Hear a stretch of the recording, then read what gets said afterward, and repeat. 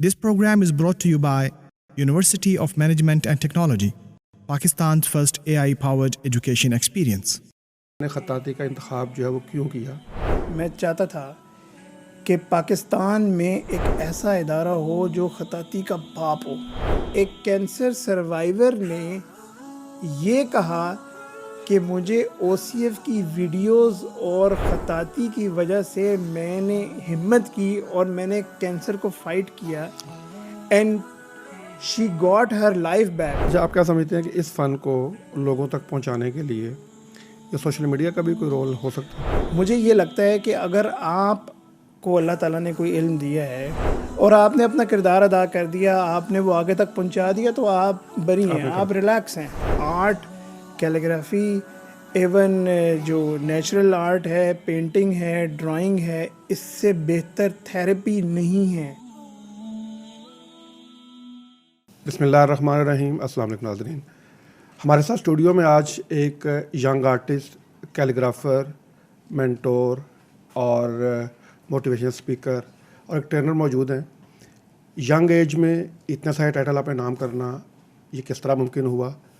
और एक ख़ास बात कि अपने ख़ानदान की 200 साला तारीख़ की एक लेगेसी को अपने साथ लेकर चलना, ये कैसा तजुर्बा है, इस हवाले से भी हम जानेंगे। हमारे साथ आज स्टूडियो में मौजूद हैं जनाब उकाशा साहिल साहब। आइए उनसे मुलाकात करते हैं। अस्सलाम वालेकुम रहमतुल्लाहि व बरकातहू। जी वालेकुम अस्सलाम। उकाशा भाई, बहुत शुक्रिया आपका। अब बहुत काम पाकिस्तान आते हैं, अब तो जब भी आते हैं तो हमारी ख्वाहिश होती है कि आप तशरीफ़ लाएँ, हम आपसे जो है ना मुलाकात करें, बल्कि अपनी जो नाज़रीन की भी आपसे मुलाकात करवाएँ। सबसे पहले तो मैं ये जानना चाहूँगा कि फ़न ख़त्ताती आपके ख़ानदान की लेगेसी तो थी, लेकिन ज़ाहिर बात है आपके और भाई भी हैं, तो आपने इसको ऑप्ट किया, आपने चूज़ किया और आप इसके माशाल्लाह जो है ट्रेनर भी हैं, इसके मेंटोर भी हैं। तो ये सबसे पहले ये बताइए कि फ़न ख़त्ताती का इंतखाब जो है वो क्यों किया और इसका जो है सफ़र कैसा रहा? बिस्मिल्लाहिर्रहमानिर्रहीम। मैं समझता हूँ कि ये इंसान के अंदर एक जो ख़ानदानी चीज़ होती है वो खून में आ जाती है। फिर आपके पास ऑप्शन होती है कि आप उसको ऑप्ट करते हैं या नहीं। मुझे याद है कि बचपन में मुझे बड़ा शौक़ होता था कलर्स के साथ, पेंसिल्स के साथ कोई ड्राइंग बनाना, कोई इस तरह की वो चीज़ें करना। तो हमारे एक आर्टिस्ट होते थे अमीर अरमान साहब, दारुस्सलाम की शुरू की बात है। तो वो स्प्रे पेंट के साथ वो स्प्रे कर रहे होते थे और बड़ा ज़बरदस्त उनका एक स्टूडियो था, कलर्स थे, ब्रशेस रखे हुए थे। तो जिस तरह एक बच्चे का दिल ललचाता है कि मैं भी पकड़ के मैं भी करूं, तो वो मेरा ख्याल है कि मुझे जो है ना वो इंस्पायर किया और वहाँ से एक छोटा सा स्टेप लेके जर्नी स्टार्ट हुआ। अच्छा, बचपन की इंस्पिरेशन तो ये हो गई। कब एहसास हुआ कि अब मैं एक आर्टिस्ट हूँ और मुझे बतौर आर्टिस्ट इस कैरियर को लेकर चलना है? देखें, आर्टिस्ट के लिए ना कभी भी कोई चीज़ एनफ नहीं होती। उसको लग रहा होता है कि अभी भी एनफ नहीं है, और मुझे अभी भी लगता है कि बिल्कुल एक स्टार्ट है। लेकिन आपकी एक इनर सेटिस्फेक्शन होती है जब आप कोई चीज़ बनाते हैं, उसको डिस्प्ले करते हैं। बल्कि यहाँ मैं अपने जो पेरेंट्स हैं बच्चों के, उनको एक पैगाम देना चाहूँगा कि जब भी आपका बच्चा कोई चीज़ लेके आए, उसको आप डिस्प्ले करें वॉल पे, ताकि उसका हौसला बढ़े, उसको महसूस हो कि जो मैंने काम किया है वो वर्थ डिस्प्लेइंग है। सो वो जो चीज़ थी वो आहिस्ता आहिस्ता बनती गई और स्टार्ट होती गई। तो ये ऐसा ही है, ये जर्नी, आर्ट का जर्नी हमेशा ऐसा ही है कि आपको कभी भी नहीं लगता कि आप एक लेवल पे पहुंच गए हैं। यस, आप सफ़र तय करते जाते हैं तो आपका तजर्बा और आपकी जो सेंस है वो डेवलप होती जाती है। अच्छा, आपने ये कब फैसला किया था कि मुझे इसको बाकायदा पढ़ना है और इसको बाकायदा एज ए कैरियर जो है अडॉप्ट करना है? नेशनल कॉलेज ऑफ आर्ट्स के बारे में ज़ाहिर है बचपन से ही सुन रखा था और मेरी बड़ी ख्वाहिश थी कि वहाँ एडमिशन हो। लेकिन FSC के बाद मैंने चूँकि बिज़नेस पढ़ना था उस तरफ चले गए, तो वो ख्वाहिश ही रह गई। फिर मेरा पाकिस्तान आना हुआ तो पता लगा कि डिप्लोमास के एडमिशन्स ओपन हैं नेशनल कॉलेज ऑफ आर्ट्स के, तो बड़ा खुश हुआ और फिर ये जो है वो एक स्टेप लिया कि इसको प्रोफेशनली पढ़ा जाए। ज़ाहिर है बहुत सारे ऐसे असातिज़ा थे, बहुत सारी ऐसी वीडियोस थी, बहुत सारी ऐसी इंस्पिरेशन थी जिससे छोटा छोटा तो पता लगता रहता था।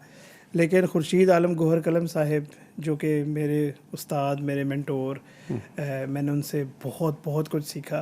तो जब उनका पता लगा कि वो पढ़ा रहे हैं तो फिर मेरा जाना तो मस्त था। अच्छा, NCA में आप एडमिशन ले लिया, तो आपने वहाँ कैलीग्राफी में एडमिशन लिया? जी, NCA से पहले एक इंस्टीट्यूट था द आर्ट, वहाँ पे उस्ताद जी पढ़ा रहे थे। तो मैं उनके पास हाजिर हो गया और उनसे जब मैंने चीज़ें पूछनी शुरू की, थोड़ा सा अपना बैकग्राउंड बताया, अपना शौक़ बताया, तो बहरहाल बिल्कुल जिस तरह एक बच्चा किंडरगार्टन में दाखिल हो जाता है ना, उस तरह उस्ताद जी ने कहा कि जी आज आपका दाखिला किंडरगार्टन में हो गया है। और फिर उन्होंने बिल्कुल वेरी बेसिक से स्टार्ट करवाया और मैं भी फिर ज़ाहिर करता रहा। वो तकरीबन कुछ 6-8 महीने उधर गया तो मुझे एहसास हुआ और मुझे मज़ा आना शुरू हुआ। जब आप तख्लीक करना शुरू करते हैं ना आहिस्ता आहिस्ता छोटी छोटी चीज़ें, तो आपको फ़ील आता है कि यू आर डूइंग समथिंग। तो फिर एनसीए वाला जब सिलसिला शुरू हुआ तो वो तो बिलोला था कि फ़ौरन उसको जो है ना ऑप्ट करना था। तो वहाँ से फिर मैंने ड्राइंग पेंटिंग में डिप्लोमा किया, फिर कैलीग्राफी में डिप्लोमा किया, मिनिएचर आर्ट सीखा, नक्काशी आर्ट सीखा, इसी तरह पॉटरी आर्ट सीखा। तो ये जो मजमुआ था उसने मुझे बहुत हेल्प की आगे सफ़र में। अच्छा, फिर जब ये सफ़र आगाज़ हो गया यहाँ से तो आपने सीखना शुरू किया, सिखाना कब शुरू किया? सिखाने के लिए मुझे अभी भी याद है, दारुस्सलाम स्कूल में हमने एक क्लास स्टार्ट की और बिल्कुल चंद बच्चे थे, 2-3 से स्टार्ट किया। और मैं यहाँ नाज़रीन को ये भी बताता चलूँ, आज शायद वो देखते हैं कि जी इतनी तादाद में स्टूडेंट्स हैं और फिर ये सारा सिलसिला है। पहले 2 साल मैंने कोई फ़ी चार्ज नहीं की। मुझे भी फ़ील होता था कि शायद मैं इतना वर्थ ही नहीं हूँ और शायद लोगों को भी फ़ील होता होगा कि इसको क्यों हम पैसे दें पढ़ाने के लिए, ठीक है। तो पहले 2 साल बिल्कुल फ्री सेशंस लिए। उससे ये हुआ कि मेरा भी तजर्बा हो गया और लोगों को भी अंदाज़ा हो गया कि एक टीचर जो है वो आपको बेसिक से पढ़ाना चाहता है और शायद कोई अंदाज़ अच्छा था, वो पसंद आ गया तो वो सिलसिला चल पड़ा। अच्छा, आपने अपनी एजुकेशन में सऊदी अरब, आयरलैंड और बरतानिया से आपने एजुकेशन हासिल की। ज़ाहिर बात है ये 3 डिफरेंट तहज़ीबें हैं, या कम 2 बड़ी बड़ी तहज़ीबें हैं, एक ईस्टर्न है और एक वेस्टर्न है। तो आपका जो फ़न है, ख़त्ताती का फ़न और ये जो आपका कैलीग्राफी है, इसमें उसका कोई कंट्रीब्यूशन है इस एक्सपीरियंस का? देखिए, मैं समझता हूँ कि जो आर्ट होता है ना वो बंदे के अंदर होता है। वो अगर मुल्क भी बदल लेता है तो वो चीज़ उसके अंदर रहती है। मुझे आज भी याद है कि आयरलैंड में हमारी एक क्लब था जो आर्ट एंड डिज़ाइन के ऊपर काम करते थे। तो उनके साथ हम बैठ जाते थे, उनके कॉन्सेप्ट्स देखते थे, उनका वे ऑफ आर्ट और वे ऑफ डिस्प्लेइंग वो बहुत डिफरेंट था। लेकिन वो तजर्बा साथ साथ आप उसको लेके चलते रहते हैं, तो आर्ट तो आपके अंदर रहता है, चाहे आप मुल्क बदल लें, चाहे आप जगह बदल लें, कुछ भी हो जाए। अच्छा, वैसे तो एक बात तो ये है कि ये जो कैलीग्राफी जो है ये एक यानी बहुत एंशियंट आर्ट है। यानी रोमन्स के यहाँ ये जो आपको 16वीं सेंचुरी BC के अंदर जो है ना वो आपको मिलता है। लेकिन ये यानी हमारे यहाँ ज़ाहिर बात है कि जब ये जो इस्लामिक आर्ट के अंदर जो है ये तकरीबन 700 हिजरी के अंदर जो है वो आया, उसके बाद शुरू हुआ।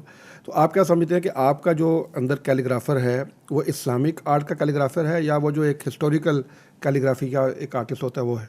मैं समझता हूँ कि जो जितने भी स्क्रिप्ट्स हैं, ईरानियों ने बहुत काम किया, तुर्कों ने बहुत काम किया और बहुत डिफरेंट स्क्रिप्ट्स हैं। हमें तो अरबिक स्क्रिप्ट से थोड़ी सी आशनाई है, इसी तरह इंग्लिश में बहुत सारे स्क्रिप्ट्स हैं, इसी तरह नस्तालीक है, ईरानी नस्तालीक है, उर्दू नस्तालीक है, फिर इसी तरह हिंदी नस्ख है, अरबिक नस्ख है, सुल्स जली है, खफ़ी है, दीवानी है, कूफ़ी है, मगरबी है, इंग्लिश में कॉपर प्लेट है, गॉथिक है, राउंड हैंड है, ब्रश लेटरिंग है, बहुत सारे स्क्रिप्ट्स हैं। ये तो मैंने अभी वो नाम लिए हैं जो बिल्कुल बेसिक है। तो वंस आपके अंदर एक सेंस आ जाती है कि ये लाइन है, ये उसका प्रोटोकॉल है, ये उसकी कॉम्पोजिशन है, ये उसकी नेगेटिव स्पेसिंग है, आपने तहरीर को राउंड में लाना है, ओवल में लाना है, उसको रेक्टेंगुलर रखना है, आपने उसको एज एन आर्ट पेश करना है, आपने उसको लेटर की सूरत में पेश करना है। तो वो जो आर्टिस्ट होता है वो सब चीज़ों को विजुअलाइज करके उसको कंपोज करके, वो चाहे फिर अरबिक हो, इंग्लिश हो, कोई भी हो, वो एक बेसिक कॉन्सेप्ट उसके पास होता है तो वो उसको मैनेज कर लेता है। अच्छा, ये बताइए कि ये जो आप फ़न है, फ़न ख़त्ताती जो है, ये अपने जमालियात ज़ौक़ की तस्कीन है या कोई इसकी कोई एक स्पिरिचुअल डायमेंशन भी है? देखिए, अगर मैं कुरानी ख़त्ताती की बात करूँ, ख़ास तौर पे मैं अगर नस की बात करूँ जिसमें हम कुरान पाक पढ़ते आए हैं, तो आपको महसूस होता है कि जिस तरह एक कारियुल कुरान होता है ना, बड़ी खूबसूरत आवाज़ में कुरान पाक की तिलावत करता है, तो उसी तरह जो ख़त्तात होता है वो खूबसूरत लिखता है, ख़त के साथ लिखता है। तो उसकी जो तस्कीन वाली आपने बात की, तो वो दिली तस्कीन उसकी वहीं पे पूरी हो जाती है। ठीक है। फिर आ जाती है स्पिरिचुअलिटी की बात। तो ऑब्वियसली जब आप अस्माए हुस्ना लिख रहे हैं, आप कुरान पाक लिख रहे हैं, आप कोई आयत लिख रहे हैं या आप कोई हदीस का कोई टुकड़ा लिख रहे हैं, तो वो आपको फील होता है कि देयर इज़ समथिंग, हम अल्लाह ताला का नाम लिख रहे हैं या कुरान पाक लिख रहे हैं, तो आपको फील होता है, वो स्पिरिचुअलिटी फील होती है। और मैं तो समझता हूँ कि जब भी ख़ताती करें तो एक माहौल बनाएं, यानी आपकी डिम सी लाइट हो, पीछे बैकग्राउंड में तिलावत लगी हो। अनफॉर्चुनेटली एक चीज़ का मैं ज़रूर जिक्र करना चाहूँगा ताकि यंगस्टर्स सुन रहे हैं कि हम कवाली लगा लेते हैं या हम पीछे बैकग्राउंड में म्यूज़िक लगा लेते हैं, तो ये बिल्कुल मैं समझता हूँ कि उसकी जो तकरीम है ना, उसका तकाज़ा ये नहीं है कि आप म्यूज़िक लगाएं, उसका तकाज़ा ये है कि आप कुरान पाक की तिलावत लगा लें, आप अच्छा सा माहौल बनाएं। सर्दियों में मैं क्या करता था कि वो जो छोटे लैंप्स होते हैं, ठीक है, वो लगा लेता था, उससे एक अरोमा भी आता था, स्मेल भी अच्छी आती थी और एक माहौल बनता था। और इसी तरह कुछ खतात मैंने देखा है कि वो एहतरामन अपना जूता उतार देते हैं, ठीक है, तो ये एहतराम है। आप जितना करते जाएंगे उतना स्पिरिचुअलिटी वाइज आप वो अपने लेवल को भी इंक्रीज़ करते जाएंगे और दिली सेटिस्फेक्शन भी रहेगी। मैंने देखा कि बाद खता जो है ना वो कहते हैं हमने आज तक कोई चीज़ जो बगैर वुज़ू के नहीं लिखी। जी बिल्कुल है, और बिल्कुल वुज़ू है, के लिखते हैं चीज़ें, बिल्कुल हैं, और उसके असरात हम देखते हैं। अच्छा, इसका एक सबसे बड़ा असर जो यंगस्टर्स जिससे महरूम रहते हैं वो ये है कि आपको अल्लाह ताला वो सेंस देना शुरू कर देता है, वो आँख देना शुरू कर देता है, वो पर्सपेक्टिव से आप देखना शुरू कर देते हैं और आपको जल्दी आना शुरू हो जाता है। और मैं एक और बात कहता हूँ कि हम दवा करते रहते हैं, दुआ नहीं करते हैं, ठीक है। तो आप अगर जिक्र कर रहे हैं और अल्लाह से मांग रहे हैं, तौफीक मांग रहे हैं, तौफीक तो अल्लाह से आनी है ना, वो इंशाल्लाह तो आप तौफीक मांगेंगे तो वो आपकी अल्लाह ताला हेल्प करेंगे उसमें जल्दी आने के लिए। मुझे अक्सर सवाल आता है कि सर हम ये कैसे करें, हमारे से हो नहीं रहा, तो मैं उनसे कहता हूँ कि आप एक काम करें, एक नहीं कर रहे, आप दवा करी जा रहे हैं लेकिन दुआ नहीं कर रहे, तो दोनों काम इकट्ठे अच्छा, मुझे ना एक और भी इसमें मैं भी एक ऐड करना चाहता हूँ। मुझे लगता है ये है कि जो अभी खताती है ना, ये ना कंसंट्रेशन मांगती है, फोकस मांगती है, यकसुई मांगती है। आप बड़े इन हमाक से आप उसका फिर बड़े वो होता है ना, एक आपने एहतियात से उसका वो स्ट्रोक लगाना है। अच्छा, जब आप ये जो सोशल मीडिया देखती है बहुत फास्ट है, यानी वो रील्स चल रही हैं और ऐसे ऐसे। अच्छा, दिमाग का मुंतशिर होना, जहन का ख्यालात का मुंतशिर होना और जहन का यकसू होना, ये दो अलग अलग हालतें हैं और दो अलग अलग कैफियत हैं। अब होता ये है कि आप जब एक मुसलसल कैफियत में रहते हैं, आप वो हिजान की और वो एक बहुत फास्ट जो आपके ख्यालात होते हैं उसकी, और फिर एकदम से आप चाहते हैं कि आप जो है ना बड़ी एक यकसुई के साथ और बड़े इन्हमाक के साथ, बड़े फोकस के साथ, बड़ी स्लो मूवमेंट के साथ आप लिखें।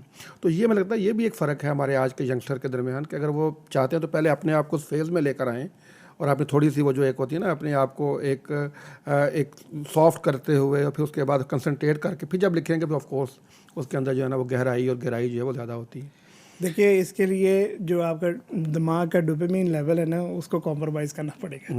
हमारा डोपामिन लेवल इंक्रीज़ करता है ना जब हम डिफरेंट सीन्स देखते हैं, फटाफट स्क्रॉल करते हैं, तो ये तो आपको कॉम्प्रोमाइज़ करना पड़ेगा। And yes, you are very right about it कि आपका जो फोकस है वो इतना ज़्यादा स्ट्रॉन्ग बना देता है उसको कि आप बिल्कुल कंसाइज हो जाते हैं और अपनी चीज़ के ऊपर आपका हर चीज़, आपका दिमाग, वैसे भी कहते हैं कि खताती जो है हैंड, आई और माइंड की कोऑर्डिनेशन है कि आपका हाथ, आपकी आंखें और आपका माइंड तीनों एक कोऑर्डिनेशन में चल रहे होते हैं, तो तब आप उसको सही तरह विजुलाइज करके कर सकते हैं।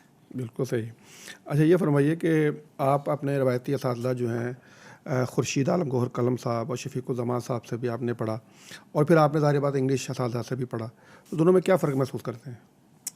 देखिए, उस्ताद होता है, हर एक का पढ़ाने का अंदाज़ डिफरेंट होता है। मैं खुशकिस्मत तरीन हूँ कि कई एक असातिज़ा मिले, ख़ास तौर पे खुर्शीद आलम साहब, इसी तरह शफीकुज़्ज़मान साहब, इसी तरह हमारे और असातिज़ा थे, मिले, उनके पास आप बैठे, ज़रूरी नहीं है कि उस्ताद आपको बताए कि ये करना है, ये करना है। आप उनकी बॉडी लैंग्वेज से सीखते हैं, आप उनके अंदाज से सीखते हैं, आप उनके उठने बैठने से, आप उनकी बोल चाल से। आप कोई और दुनियावी भी सवाल कर रहे होते हैं तो वो बीच में आपको जो समझा रहे होते हैं वो भी आपके लिए लेसन होता है। तो मैंने तो इस तरह करके चीज़ें अखज़ कर करके सीखी हैं। मुझे अभी भी याद है कि जब हम जाते थे उस्ताद जी के पास, उस्ताद जी कहते हैं अच्छा उस्ताद जी ये गोल्ड लीफ लगाने का तरीका बता दें, अच्छा जी नकाशी का फ़लाना ये तरीका बता दें, एक शेल गोल्ड एक तरीका होता है वो बता दें, तो उस्ताद जी कहते थे अच्छा चलें ठीक है करते हैं। वो उनका एक अंदाज था बड़े मज़े का, वो जानना चाहते थे कि ये कितना क्यूरियस है, ये कितना को आगे इसके तलब अंदर कितनी है? तलब कितनी है, तड़प कितनी है। तो जब वो आखिर लेवल होता था कहना अच्छा चला आ जा मैं तुम्हें दसना वो बस। और शफकत, मैं तो उस्ताद जी जब फोत हुए तो यकीन करें कि वो भी एक ऐसा लम्हा था मेरी ज़िंदगी का कि मैं आपको बयान नहीं कर सकता। उनके जो शागिर्द थे आसिफ साहब ने सबसे पहला फ़ोन मुझे किया कि इस तरह उस्ताद जी जो है ना इस दुनिया से रुखसत हो गए। और मैं उस वक्त किसी काम में मसरूफ़ था, मैं सब कुछ छोड़ छाड़ के, खैर वो एक बड़ा ही, मैं उसको ज़्यादा ज़िक्र उसका इसलिए नहीं करना चाहता क्योंकि मुझे उसमें, लेकिन उस्ताद जी ने इतनी शफ़क़त की हमारे साथ, इतना प्यार दिया। उनकी शफ़क़त से ही हमने बहुत सारी चीज़ें लर्न कर ली। ज़रूरी नहीं होता उस्ताद आपके पास बैठे टॉपिक वाइज चैप्टर वाइज आपको बताया जी 1 नंबर ये है और 2 ये है और 3 ये है, वो तो आपको याद भी नहीं होगा। इस तरह तो आपको 100 पॉइंट्स मैं लिख के दे दूं किसी शागिर्द को तो उसको तो 100 में से हो सकता है 10 भी ना याद हो। लेकिन जो आप अपने किरदार से, अपनी सोच से, अपनी गुफ्तगू से ये बताते हैं तो ये जो है शागिर्द अब्जॉर्ब कर रहा होता है, अपनी पर्सनैलिटी में अब्जॉर्ब कर रहा होता है। जी। ये फरमाइए कि मॉडर्न इंग्लिश कैलीग्राफी और जो हमारे यहाँ सुलस है, हमारा जो सुलस का स्क्रिप्ट है, अच्छा उनको एक साथ आप सिखाते भी हैं, लेके चलते हैं, तो ये यानी एक साथ चल सकता है? ये बहुत ही बड़ा तज़ाद है। देखिए सोच जो है उसको उम्मुल खुतूत कहा जाता है, वो ख़तों की माँ है। और कॉपर प्लेट जो है वो उससे मुझे लगता है कि जैसे मुझे उससे इश्क है, ठीक है। और बड़ा ही खूबसूरत ख़त है, उसके जो राउंड्स एंड नोवेल्स हैं वो कमाल के हैं। वो मुझे ना एक अजीब सी सेटिस्फेक्शन देते हैं। और आपको मैं मज़े की बात बताऊँ, आपने इंग्लैंड का जिक्र किया, जब मैं लंदन गया तो मेरी जो टीचर है मेलिसा, उनसे सिर्फ मैंने 2 क्लासेस ली और उन 2 क्लासेस में मुझे उसका बेसिक कॉन्सेप्ट समझ आ गया। वही बात है अगेन कि शागिर्द के अंदर कितनी तड़प है, कितना वो उसको ग्रैब करना चाहता है। तो उस्ताद तो खड़े खड़े बैठे बैठे भी 2-4 चीज़ें बताएगा तो उसको समझ आ जाएगी, वो एक ट्रैक पे चल जाएगा। खैर वो मैंने उनसे लर्न की। फिर प्रैक्टिस तो ऑब्वियसली प्रैक्टिस, इसमें तो कोई शक ही नहीं है। तो वो मैं करता रहा और मुझे यकीन करें आज भी लगता है कि कॉपर प्लेट में मेरी महारत सुल्स के मुकाबले में ज़्यादा है। लेकिन चूँकि कुरानी आयात लिखते हैं हम उससे, तो मुझे उसका एक अपना लेवल है। लेकिन बहरहाल ये काफ़ी तज़ाद है दोनों में। लेकिन अल्लाह का शुक्र है कि अल्हम्दुलिल्लाह एट अ टाइम मैं दोनों खतूत सीख भी रहा हूँ, सिखा भी रहा हूँ और कर भी रहा हूँ। माशाल्लाह जी माशाल्लाह। अच्छा OCF क्या है, इसके बारे में थोड़ा सा बताएं हमें। देखिए OCF फाउंडेशन का नाम मैंने इसलिए दिया था, मैं चाहता था कि पाकिस्तान में एक ऐसा इदारा हो जो ख़ताती का बाप हो, सब हर तरह की इंफॉर्मेशन इंसान मिल सकती हो। और मैंने इसको नॉन प्रॉफिट ऑर्गेनाइजेशन इसलिए बनाया था, आज भी ये ऑलमोस्ट नॉन प्रॉफिट ऑर्गेनाइजेशन है, ठीक है। और मज़े की बात है इसका कोई डोनर नहीं है, इसका होली सोली जो एक ही इन्वेस्टर है और एक ही जो फंड प्रोवाइडर है ना, वो मैं खुद हूँ, ठीक है। तो मकसद मेरा ये था कि हम घर घर तक, गली गली तक, हर शहर शहर तक लोगों को पहुँचाएं। आपको पता है जब मैंने स्टार्ट किया था तो मेरा एक स्लोगन था टू एजुकेट 1 मिलियन, कि मैं 1 मिलियन लोगों को ख़ताती सिखाऊंगा। इस विज़न के साथ मैंने इसको स्टार्ट किया। और अल्हम्दुलिल्लाह सुम्मा अल्हम्दुलिल्लाह इट्स नॉट अबाउट क्वांटिटी। मैं अब इस रेस से, हाँ आज से 10 साल पहले वो एक ज़हन में था कि अच्छा जी ये एक क्वांटिटी है, लेकिन it's not about quantity any more. मुझे ये लगता है कि अगर आपको अल्लाह ताला ने कोई इल्म दिया है, कोई शऊर दिया है, कोई चीज़ दी है, कोई भी पॉजिटिव पैगाम दिया है और आपने अपना किरदार अदा कर दिया, आपने वो आगे तक पहुंचा दिया, तो आप बरी हैं, आप रिलैक्स हैं, आप दिली सेटिस्फाइड हैं कि यू हैव डन समथिंग। अच्छा बताया नहीं, और ये किसका एब्रिविएशन है OCF? हाँ जी, मेरा नाम है ओकाशा और अब वो मैंने उसको थोड़ा ओकाशा साहिल के नाम से कर दिया है, लेकिन ये जो स्टार्ट है वो ओकाशा कैलीग्राफी फाउंडेशन से। अच्छा ये फरमाइए कि इसकी जो है ना वो ज़ाहिर बात आप हमने ऑनलाइन भी आप उसको आप ऑफ़र करते हैं, तो कैसा रिस्पॉन्स है इसका? माइंड ब्लोइंग रिस्पॉन्स है। यानी लोग, अच्छा इसमें भी 2 कैटेगरीज है। लोग कहते हैं कि हम कोई भी कोर्स शुरू करते हैं या कोई भी काम शुरू करते हैं तो ऑडियंस नहीं आती, स्टूडेंट्स नहीं आते। तो उसमें मैं तो यही कहूँगा कि आप अपनी शनाख्त, अपनी पहचान बनाएं। लोग आपके बारे में बजाने अच्छा फ़लानी चीज़ वो इसके पास है, पहली चीज़ तो ये है। दूसरी बात ये है कि हम हमेशा मायूसी वाला क्यों पैगाम देते हैं हर एक को। नहीं जी, हमारी आवाम तो कुछ नहीं कर सकती, नहीं तो हमारा नौजवान तो कुछ नहीं कर सकता। भाई क्यों? मैंने देखा है, ये आज की बात मैं बता रहा हूँ कि मैंने आज एक पोस्ट डाली, मैं उसका जिक्र नहीं करूँगा, लेकिन अभी स्टूडियो आने से पहले तक तकरीबन 85 कमेंट्स थे उसमें, जिसमें लोगों ने कहा we are interested to learn. ठीक है, तो मैं ये सिर्फ 2 घंटे की बात कर रहा हूँ, 2-3 घंटे की बात कर रहा हूँ। तो there are multiple many people जो इंटरेस्टेड भी हैं, जो सीखना चाहते भी हैं, जो लर्न करना चाहते हैं, और प्यास बहुत ज़्यादा है। मुझे तो कभी कभी लगता है कि मेरी सप्लाई कम है, लेकिन वहाँ से जो है ना वो ज़्यादा है। अच्छा, आपके पास कोई 11,000 से ज़ायद जो है ना वो आप स्टूडेंट को पढ़ा चुके हैं, और वर्कशॉप्स भी 180 वर्कशॉप्स हैं, इसके अलावा बहुत सारे आपके सेशन हो चुके हैं। अच्छा, ये सारा कुछ जो है अभी जैसे आप बता रहे थे ना कि मेरा पहले था कि 1 मिलियन का टारगेट था, तो आप में उससे निकल, मेरा ख्याल है कि ये तो इससे भी ज़रा बड़ा होना चाहिए और होना चाहिए, क्योंकि जब आपके पास टारगेट होता है तो सारी बात उसके लिए आप एफर्ट भी कर रहे होते हैं कि आप चाह रहे होते हैं। अच्छा, इसका हमारा मकसद तो यही ना लोगों तक पहुँचे, ये झीलम पहुँचे, ये बात पहुँचे। तो कैसा फील करते हैं जब इतने सारा लोग आपसे पढ़ते हैं और आपसे सीखते हैं और फिर आप अपना नॉलेज शेयर कर रहे होते हैं? अगर आप मेरे से पूछे ना कि आपने इसमें कमाया क्या, तो मैं समझता हूँ कि मैंने दुआएं कमाई हैं बस। माशाल्लाह। और ये मेरा ख्याल है कि किसी इंसान की सबसे बड़ी खुशकिस्मती है कि उसको मुझे अंदाज़ा है, मुझे पता है, मेरे पर्सनल व्हाट्सएप मैसेज पे, हमारे फेसबुक पेज पे, या किसी भी तरह मुझे जितनी दुआएं मिलती हैं, मैं अल्लाह ताला का बड़ा शुक्र अदा करता हूँ। तो सबसे पहले तो ये चीज़ है कि अल्हम्दुलिल्लाह उससे बहुत दुआएं मिली। जहाँ तक आपने कहा कि इसको 1 मिलियन तक कैसे पहुँचाना है, obviously I am building my team कि उसको हम बड़ा कर सकें, और इंशाल्लाह उसकी प्लानिंग है, और मुझे अल्लाह ताला से बड़ी उम्मीद है कि हम उस लेवल पे पहुँच जाएंगे कि जो हमारे अहदाफ हैं उनको हम बड़े अच्छे तरीके से इंशाल्लाह हासिल कर लेंगे। बिल्कुल।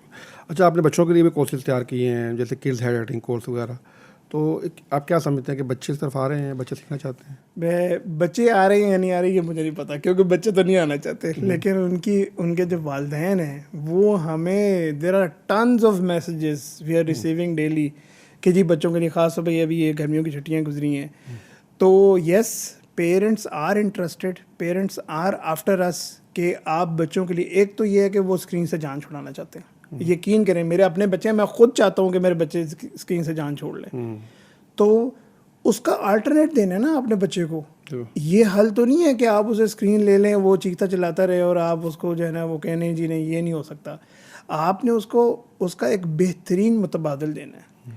तो उसमें यह है कि आप उसको फिज़िकल एक्टिविटी दें, आप उसको मेंटल एक्टिविटी भी दें, लेकिन आप उसकी जो एक रूहानी और जो उसकी एक मेंटल चीज़ है उसको, उसमें मेरा ख्याल है कि आर्ट, कैलीग्राफी, इवन जो नेचुरल आर्ट है, पेंटिंग है, ड्राइंग है, इससे बेहतर थेरेपी नहीं है। मैं हैरान होता हूँ कि टीनेजर्स हैं, वो कहते हैं हम डिप्रेशन में जा रहे हैं। मुझे मतलब मैसेजेस रिसीव होते हैं, मैं कहता हूँ वो डिप्रेशन का मतलब क्या होता है आपको पता है? तो मैं कहता हूँ ये कोई चीज़ नहीं है, ये सिर्फ मेंटल आपकी वो है कि आप सोचते कैसे हैं।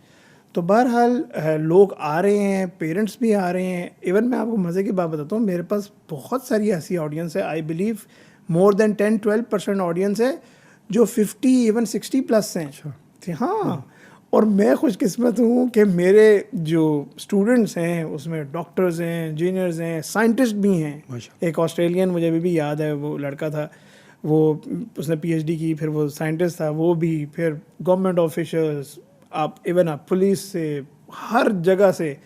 और अल्हम्दुलिल्लाह चूँकि ये सिलसिला ऑनलाइन है तो I mean more than 14-15 countries से जो है वो ऑडियंस है। और अच्छा, एक ये भी सवाल होता है और ये लोग ये भी समझते हैं कि फ़िज़िकल जो ख़ास तौर पर ये जो कैलीग्राफी में उसको आपके पास बैठना है, उससे स्ट्रोक बताने हैं, फिर आप लिखते हैं, फिर आप दिखाते हैं, तो ऑनलाइन में भी इतना ईजी है? और ये देखिए, एब्सोल्युटली ट्रेडिशनल जो कैलीग्राफी स्टाइल है, जो सिखाने का स्टाइल, उसका कोई सानी नहीं है, उसका कोई सानी नहीं है। ये तो मैं बरमला बार बार कहता हूँ, लोग मेरे से पूछते हैं ये, तो वो तो बहुत ही खुशकिस्मत है अगर आपको अच्छा उस्ताद मुयस्सर आ जाए, ठीक है। लेकिन उसका अल्टरनेट अब है ही नहीं। यानी ये एक ऐसा टैलेंट है जो 0.0000001% दुनिया में लोग हैं उनके पास है, ठीक है। तो वो चूँकि है नहीं, जब ऑप्शन नहीं है तो yes you have to go online. तो जब ऑनलाइन है तो फिर जाहिर है आप 2 कैमरा से 3 कैमरा से डिफरेंट पर्सपेक्टिव से रिकॉर्ड करें।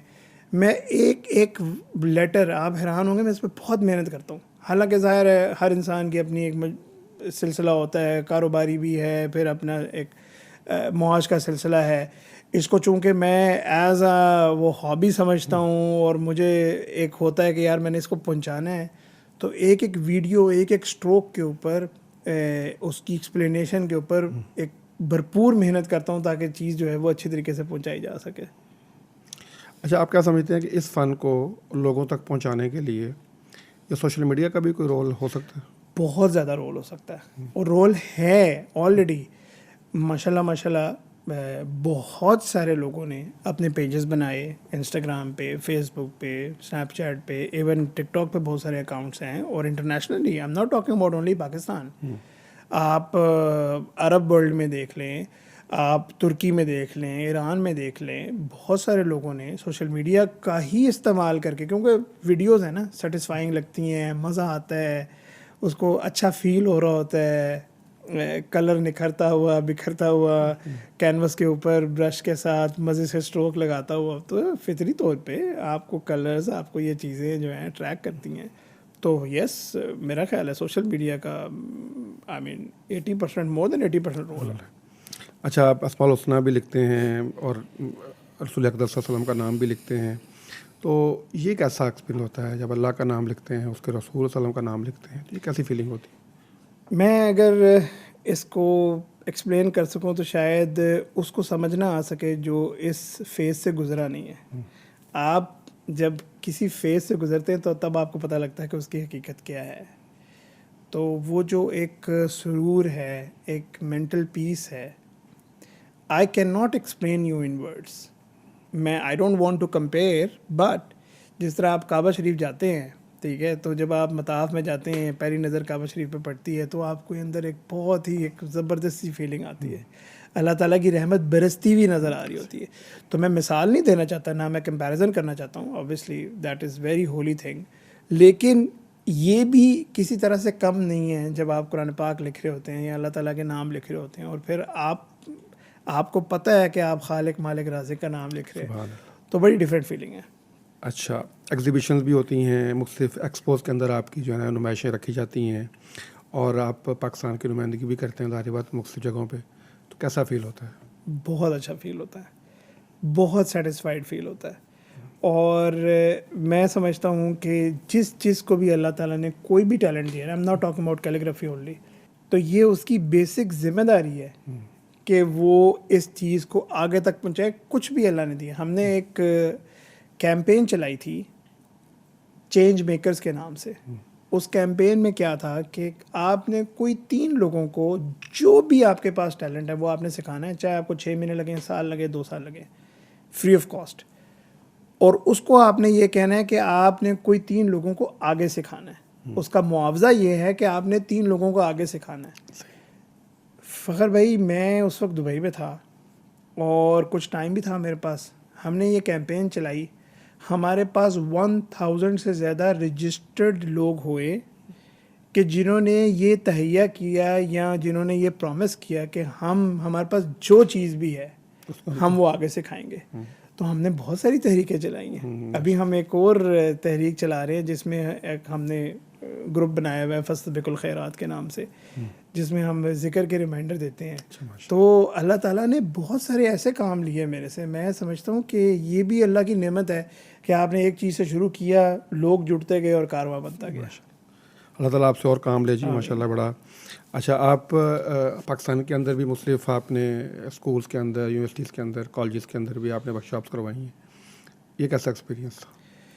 मैं समझता हूँ कि जिस तरह प्यासा बैठा होता है ना और आप ठंडा पानी ले आए किसी के लिए, तो उसके जो चेहरे पे स्माइल होती है, जो रौनक आती है ना, तो वो जब आप कोई बंदा किसी चीज़ में फंसा होता है ना और मुझे पता लग रहा होता है, मैं टीचर हूँ, हम उस्ताद जी जब NCA में ख़ास तौर पे जब काम होता था तो मेन जो आप बनाते थे वो ऐसे गुजारते थे तो कहते थे ठीक है इसको इतने नंबर दे दो, इसको इतने नंबर दे दो, इसको इतने नंबर दे दो। तो मैं कहता था बड़ी सी आती है, उसने 2 महीने लगा के पेंटिंग तैयार की, आपने 2 सेकंड देखा है और वो। तो अब पता लगता है कि वो हमारी नज़र उतनी तेज़ हो जाती है। तो मुझे पता लग रहा होता है जब मेरे पास काम आ रहा होता है कि ये कितनी एफर्ट के बाद ये चीज़ आई है, लेकिन जब आप कोर चीज़ आप उसको बता रहे होते हो तो फिर आपको महसूस होता है कि yes you have done something. तो आप क्या समझते हैं कि हमारे ये जो ख़ताती है इसको हमारे निसाब में शामिल होना चाहिए हमारे बच्चों को बहुत बेसिक लेवल से? हम हैंड राइटिंग तो हमारा मसला है, हैंड राइटिंग तो हमारा मसला है, बच्चों का भी है और वालिदैन भी चाहते हैं। तो ये अगर निसाब में शामिल हो तो किस शक्ल में हो सकता है? मैं इसका ना एक जवाब बड़े डिफरेंट पर्सपेक्टिव से दूंगा। हम एक ही दायरे में सोचते हैं, एक ही लाइन पे सोच रहे थे क्या कि जी इसका फ्यूचर नहीं है, कंप्यूटर आ गया, क्या फ़ायदा। अल्लाह के बंदो, आप जब बच्चे को किंडरगार्टन से, हमने मैट्रिक में थ्योरम पढ़े थे, ठीक है, मैंने तो बड़ी मुश्किल याद किए थे भाई, वो कहीं ज़िंदगी में इम्प्लीमेंट हुआ है? नहीं हुआ ना, क्योंकि वो दिमाग खोलने के लिए था। ख़ताती भी या हैंड राइटिंग भी, खुशखती भी, ये इसलिए नहीं है कि ये आपने कल को लेटर ही लिखने हैं हाथ से तो वो आपके काम आएगी।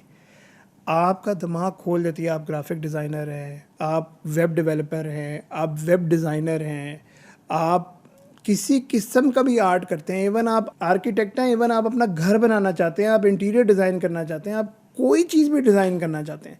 मुझे याद है एक बहुत बड़े कैलीग्राफर हैं, हम उनके उसमें स्टूडियोज़ में गए और हमारी डिस्कशन हो रही थी, तो उन्होंने कहा कि जिस तरह स्टीव जॉब्स जो थे, उन्होंने ये कहा कि मैं मैकिन्टॉश बना ही ना सकता जब तक अगर मैंने कैलीग्राफी की क्लास ना ली होती। ठीक है, तो वो डिस्कशन हमारी होते होते उन्होंने कहा कि बहुत सारे प्रोडक्ट डेवलपर, जैसे पंखा डिज़ाइन किया है किसी ने, ये माइक डिज़ाइन किया है किसी ने, कप डिज़ाइन किया है, तो जो प्रोडक्ट डिज़ाइनर्स होते हैं वो कई कई फेज से गुजरते हैं। ज़रूरी नहीं है उन्होंने सिर्फ वो माया या जो सॉफ्टवेयर्स हैं जो 3D डिज़ाइन करते हैं वही पढ़े होते हैं।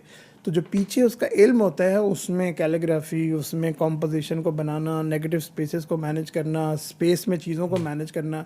देखें, अगर आप एक पेंटिंग बना रहे हैं ना जिसमें आप दरख्त और घर और ये चीज़ें दिखा रहे हैं, तो वो तो बहुत आसान है, आपने उसको डिवाइड कर लिया। लेकिन जब तहरीर को आपको किसी जगह पे कंपोज करना पड़ता है ना, तो पंजाबी में कहते हैं लग समझ जल्दी है। ठीक है, तो ये चीज़ें जब आप सीखते हैं तो आपको ज़िंदगी के और बहुत सारे हिस्सों में काम आती है। ज़रूरी नहीं है कि सिर्फ आपने वो टाइटल किताब का लिख के तो आपने 5,000 या 10,000 या 20,000 रुपये लेने और यही आपका काम है। आपको ये बड़ी अहम बात है कि आपके कैपेसिटी बिल्डिंग करती है। आपको जो है ना वो आपके अंदर एक ऐसी चीज़ आ जाती है कि उसको आपकी आंख बदल जाती है ना चीज़ों को देखने। Absolutely, yes. आपके वालिद साहब माशाल्लाह मरूफ आलिम दीन भी हैं, बहुत बड़े पब्लिशिंग हाउस के मालिक भी हैं, मौलाना अब्दुल मालिक मुजाहिद साहब हाफिज़हुल्लाह, अल्लाह तक सेहत अता फरमाए। तो उन्होंने आपकी फ़िक्री और ये जो ख़तात खुद भी माशाल्लाह वो ख़तात हैं, तो क्या कंट्रीब्यूशन है उनका आपकी ज़िंदगी के अंदर? देखिए, वालिद का कंट्रीब्यूशन तो कोई किसी से सवाल भी नहीं कर सकता कि वो माशाल्लाह उनकी मेंटोरशिप ऐसी होती है। मैं आज की बात कर रहा हूँ, आज मैं उनके साथ सफ़र करके आ रहा था, तो वो तो लम्हा बलम्हा जैसे कहते हैं कि आपको फीड कर रहे होते हैं। और मैं समझता हूँ कि जो तजर्बेकार लोग होते हैं ना, उनकी जो लाइफ लेसन्स होते हैं वो बड़े इम्पोर्टेंट होते हैं। तो उन्होंने तो हमेशा अप्रिशिएट किया। मैं जब भी उनको बताता हूँ, बाबा जान मेरी ये क्लास हुई, अब्बा जान मैंने यहाँ ये किया, तो ज़ाहिर है वो जब अप्रिशिएट करते हैं तो मेरा जो है ना वो, और फिर जब वो बताते हैं कि हमने किस लेवल पे ख़ताती की, और फिर मुझे वो खुद ही कहते हैं, मैं कमेंट नहीं करता, वो उनके कमेंट हैं कि आपने उसको एक नेक्स्ट लेवल पे ले गए, आपने हमारे ख़ानदान का नाम रोशन किया, या आप उसको एक इंटरनेशनल लेवल पे ले गए। तो वो ये उनके कमेंट हैं। ठीक है, तो जब वो ऐसे कमेंट्स देते हैं तो ऑब्वियसली बहुत ज़्यादा खुशी होती है। और उन्होंने हमेशा बहुत साथ भी दिया, सपोर्ट भी किया। मैं बल्कि जिक्र करना चाहूँगा अपने छोटे भाई का, अब्दुल गफ़ार मुजाहिद का। उसने मुझे बहुत सपोर्ट किया है। यानी अगर मैं उसका नाम ना लूँ तो मेरे ख़ताती के सफ़र में मुझे ये उसके साथ नाइंसाफ़ी होगी कि उसने मुझे बहुत सपोर्ट किया। मेरी सारी फैमिली, मेरी वालदा ने, मेरे बहन भाइयों ने, इवन मेरे स्टूडेंट्स ने। इवन मैं इस बात से मैं स्टूडेंट्स को भी ये कहूँगा कि हम अच्छी चीज़ क्यों नहीं शेयर करते। हम नाच गाना और बाकी चीज़ें जो हैं उनको हम बड़ी खुशी से शेयर कर लेते हैं। और जो भी आई एम नॉट वो एक अलग टॉपिक है कि वो क्या कर रहे हैं क्या नहीं, लेकिन वो बड़े ही कॉन्फिडेंस से कह रहे होते हैं कि जी हमारी वीडियोस शेयर करें, हम देखें आपको नया कंटेंट दिखा रहे हैं। ठीक है, तो मैं कहता हूँ जो गलत काम करने वाला इतने कॉन्फिडेंस से कह रहा है, तो जो सही काम करने वाला है वो क्यों नहीं कहता? और जो आप नाजरीन देखने वाले हैं, जो स्टूडेंट सीखने वाले हैं, तो वो ठीक चीज़ क्यों नहीं शेयर करते? तो इससे मैं उनको भी पैगाम दूंगा कि ज़रूर ये इट्स नॉट अबाउट मी कि मेरा कंटेंट शेयर करें, मुझे व्यूज़ जितने मिल रहे हैं वो मिलते रहेंगे, वो उसका मसला नहीं है। लेकिन ये है कि ओवरऑल आप कोई भी ऐसा जो प्रोडक्टिव कंटेंट है, पॉजिटिव अच्छा कंटेंट उसको जरूर शेयर करें। खास तौर पे ये पैगाम टीवी का ज़बरदस्त कंटेंट है, अमेजिंग कंटेंट है। यानी पाकिस्तान के अलावा हम मिडल ईस्ट में हैं या बाकी, मैं देखता हूँ कि आप लोगों ने माशाल्लाह ऐसा ज़बरदस्त कंटेंट बनाया है और बना रहे हैं। अल्लाह ताला आप लोगों को बहुत तरक्की दे कि उससे बहुत सारे लोगों की इस्लाह हो रही है। अच्छा, आप OCF के हवाले से आपका क्या, आप फ्यूचर में कैसे देखते हैं उसको? फ्यूचर बहुत ब्राइट है और पाकिस्तान की यूथ का फ्यूचर बहुत ब्राइट है। मैं अपने OCF को एक नुक्ता समझता हूँ जो यूथ का पोटेंशियल है, ठीक है? तो पोटेंशियल इज़ देयर। हाँ, हमने ये चीज़ें कुछ ज़रूर प्लान की हैं कि हम थोड़ी सी अपनी डायरेक्शन को मज़ीद वसअत देंगे और उसमें और चीज़ें ऐड करेंगे, ताकि ज़रूरी नहीं है कि एक चीज़ से ही बंदा कोई चीज़ सीख रहा हो। बहुत बार ऐसा होता है कि आप किसी और पर्सपेक्टिव से देख रहे होते हैं और कोई किसी और पर्सपेक्टिव से देख रहा होता है, तो आपकी ओवरऑल जो चीज़ होती है उसमें आपका जो किरदार होता है या आप जो एक वैल्यू ऐड करना चाह रहे होते हैं वो बड़ा पॉजिटिवली किसी की ज़िंदगी में। मैं एक ज़िक्र करना चाहूँगा, अभी मुझे 2 दिन पहले एक मैसेज रिसीव हुआ। एक कैंसर सर्वाइवर ने ये कहा कि मुझे OCF की वीडियोस और ख़ताती की वजह से मैंने हिम्मत की और मैंने कैंसर को फ़ाइट किया, and she got her life back from the blessing of अल्लाह सुब्हानहू व तआला। लेकिन जो उसका ज़हरी सबब था वो कैलीग्राफी था। माशाल्लाह, ये तो मैं कहता कि जिसे कहते हैं मुल्क पे जाना किसी चीज़ का, यार कि वाह यार ये तो मज़ा आ गया। मुझे इतना मज़ा आया, मैंने वो पैगाम अपने सोशल मीडिया पे भी शेयर किया और मुझे इतनी खुशी हुई वो पढ़ के, मेरा दिल बाग बाग हो गया। मैंने कहा वाह, ये तो मेरा काम हो गया जो मैं करना चाहता था। ये बहुत पॉजिटिव कंट्रीब्यूशन है आपका सोसाइटी की तरफ। अच्छा, आखिरी सवाल मैं करना चाह रहा हूँ आपसे कि ये जो ख़ानदान की 200 साल रिवायत है ख़ताती की, माशाल्लाह एक पूरी लेगेसी है आपके पास। अच्छा, एक वक्त में तो ये बड़ा फ़ख्र भी महसूस होता है कि माशाल्लाह अल्लाह ताला ने मुझे तौफ़ीक दी है कि मैं ये लेगेसी को लेके आगे बढ़ रहा हूँ, और साथ साथ ये एक भारी ज़िम्मेदारी का एहसास भी होता है। तो कैसे इसको आप अंडरस्टैंड करते हैं? भारी जिम्मेदारी तो है, इसमें कोई शक नहीं है, लेकिन ऐसा नहीं है सिर्फ मैं ही हूँ। हमारे कुछ ख़ानदान के बुज़ुर्ग हजरात हैं जो अभी भी ख़ताती से मुंसलिक हैं, अभी भी ख़ताती कर रहे हैं, और मैं तो सच्ची बात है कि एक नुक्ते की तरह हूँ।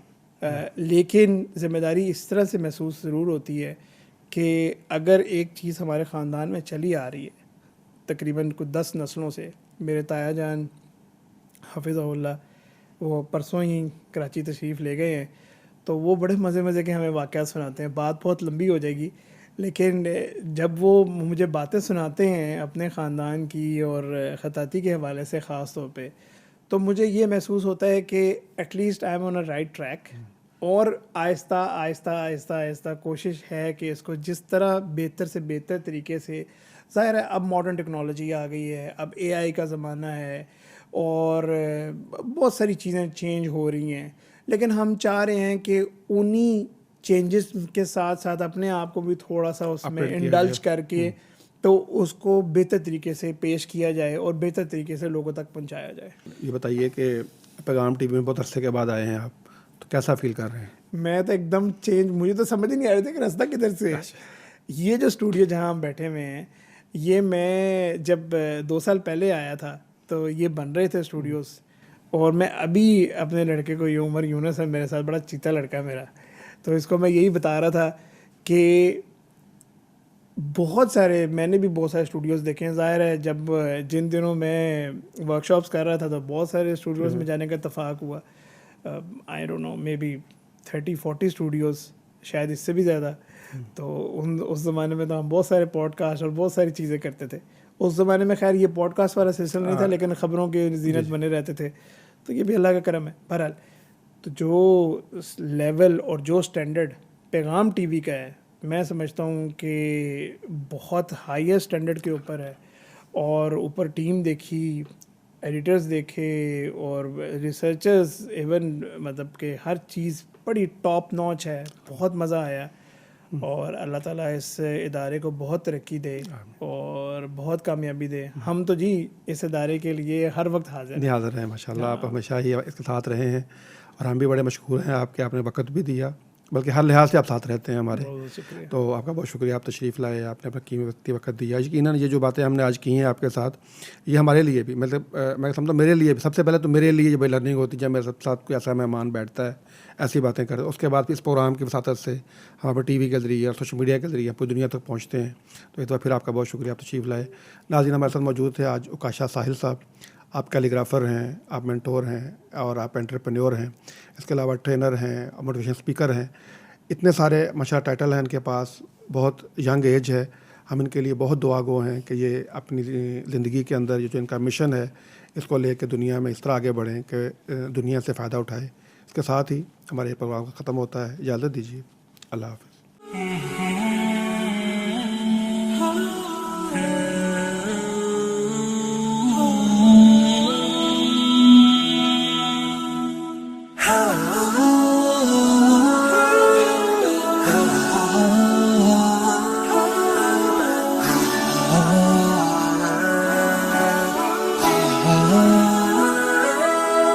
يا ضلال